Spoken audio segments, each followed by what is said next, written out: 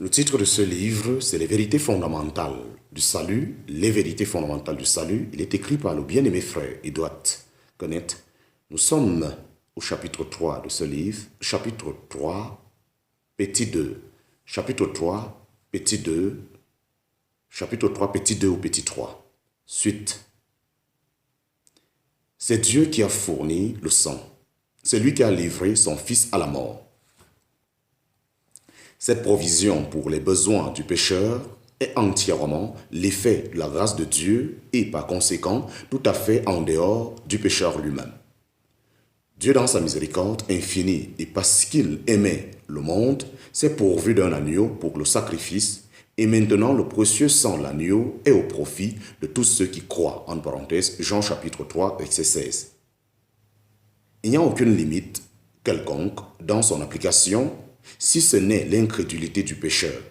Il est préparé pour tous et chacun peut devenir par la foi l'objet de son précieux pouvoir de purification.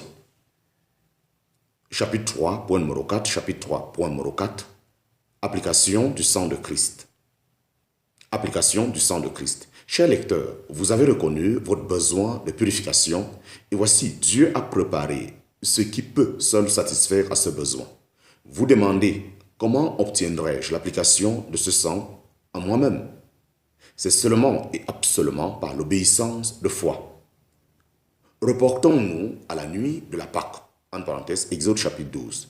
Ce n'était pas assez que l'agneau fût égorgé et que le sang fût dans le bassin, mais l'Israélite avait reçu l'ordre d'asperger le sang pour lui-même sur le linteau et les deux poteaux de sa porte. Avec le bouquet d'hysope à la main, signe de son humiliation sur le juste jugement de Dieu, il arrosait de sang le linteau et les poteaux, confessant qu'il méritait lui-même la mort et montrant sa foi dans le sang, comme moyen d'éloigner la destruction et d'être garanti du jugement du juste juge. Or, maintenant l'agneau a été offert et immolé, son sang a été versé, mais le fait de ce sang versé ne vous assure pas de votre salut. La question est, êtes-vous sous le couvert de ce sang? Vous demandez encore, comment cela aurait-il lieu? C'est en vous humiliant comme l'Israélite devant le jugement que Dieu a prononcé contre le péché. C'est en prenant la place d'un pécheur et en regardant au sang de Christ pour vous garantir de la juste sentence et de la juste punition du péché. Dès lors, le sang de Christ est sur vous selon toute sa valeur. Il est entre le jugement et vous pour vous abriter entièrement et pour toujours des conséquences du péché. Ce sang ayant rencontré et satisfait toutes les exigences de la sainteté de Dieu contre vous, car Dieu a présenté Christ comme propitiatoire par la foi en son sang, en parenthèse, Romains chapitre 3, verset 25, il ne vous reste par conséquent absolument rien à faire, pas même le soin de rassembler l'hysope et d'asperger avec le sang, de rassembler l'hysope, pas même le soin de rassembler l'hysope et d'asperger avec le sang. Vous avez à croire simplement la parole de Dieu, à considérer avec foi le sang déjà répandu, seul moyen de protection contre la mort et le jugement, et Dieu vous verra dès lors recouvert de toute son efficacité et de toute sa valeur, purifié de la souillure du péché et plus blanc que la neige. Ne tardez donc pas à chercher la protection du précieux sang de Christ à minuit. L'Éternel frappa. Ne tardez donc pas à chercher la protection du précieux sang de Christ. À minuit, l'Éternel frappa tous les premiers-nés au pays d'Égypte. De même, soudain et sans avertissement, le jugement surprendra ceux qui rejettent Christ.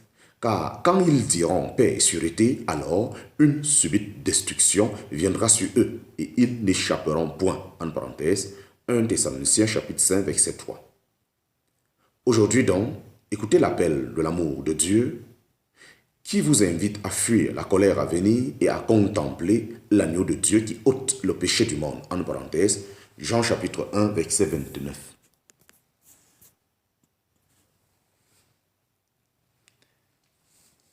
chapitre 4, nous entrons présentement dans le chapitre 4. Chapitre 4, il vous faut être né de nouveau. Chapitre 4, il vous faut être né de nouveau. Titre du chapitre 4, il vous faut être né de nouveau.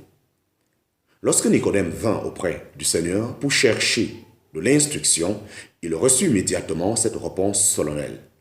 En vérité, je te le dis, si quelqu'un n'est né de nouveau, il ne peut voir le royaume de Dieu. En parenthèse, Jean chapitre 3, verset 3. Méditons un instant cette divine et pénétrante parole, car quel que soit l'état d'une âme ou la profession de foi, s'il n'y a pas eu ce grand changement, la nouvelle naissance, il n'y a pas encore la vie et pas de salut. D'abord, à ce que le Seigneur adressa, d'abord, à qui le Seigneur adressa-t-il ces paroles? À Nicodème, un des principaux d'Israël, sur l'état duquel le rapprochement des second et troisième chapitres nous donne la vraie lumière. Nous lisons, et comme il était à Jérusalem à la Pâque, pendant la fête, plusieurs crurent en son nom, contemplant les miracles qu'il faisait, mais Jésus lui-même ne se fiait pas à eux parce qu'il connaissait tous les hommes et qu'il n'avait pas besoin que quelqu'un rendît témoignage au sujet de l'homme, car lui-même connaissait ce qui était dans l'homme. Mais, en parenthèse, c'est ainsi qu'il faudra lire.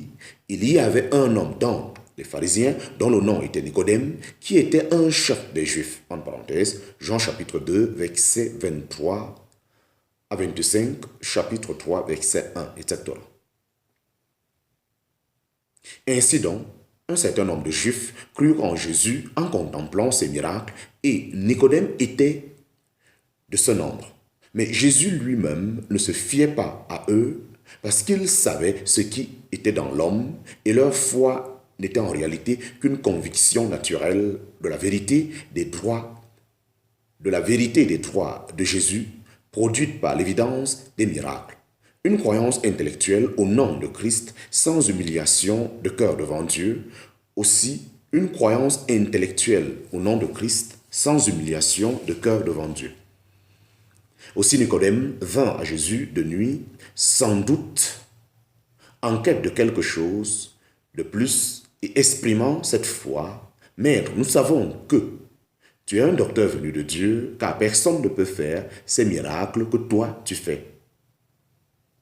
Si Dieu n'est pas avec lui. » Jésus lui répondit en établissant d'abord la nécessité d'être né de nouveau. C'était comme s'il avait dit, « Vous pouvez croire en moi comme en un divin docteur et cependant être perdu. Il vous faut être né de nouveau avant d'être capable d'entrer dans le royaume de Dieu. » Nous recevons ici une exhortation des plus solennelles en même temps qu'un avertissement. En même temps qu'un avertissement nécessaire.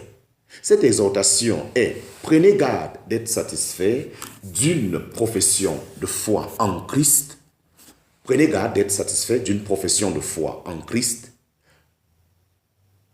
L'avertissement est « N'oubliez jamais que tout est inutile si vous n'êtes pas né de nouveau. » Vous pouvez être très sérieux, très religieux, un modèle de zèle en haute réputation, de sainteté, de conduite ou d'œuvre utile, et néanmoins, votre âme peut être perdue, car si vous n'êtes pas né de nouveau, vous ne pouvez même pas voir le royaume de Dieu.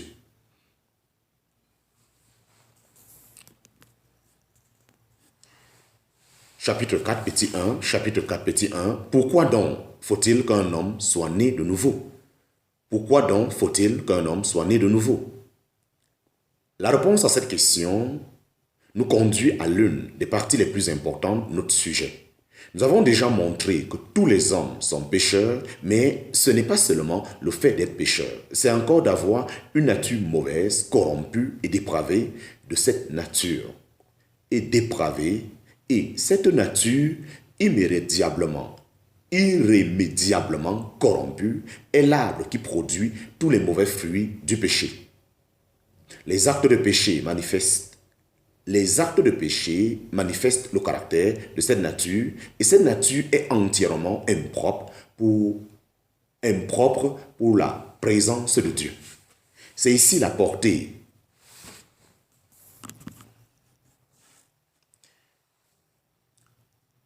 C'est ici la portée des paroles de notre Seigneur dans ce chapitre. Ce qui est né de la chair est chair, en parenthèse, Jean chapitre 3, verset 6. Tout ce que nous sommes comme hommes naturels, comme enfants d'Adam, est chair, et dans cette chair, il n'habite aucun bien, en parenthèse, Romains chapitre 7, verset 18.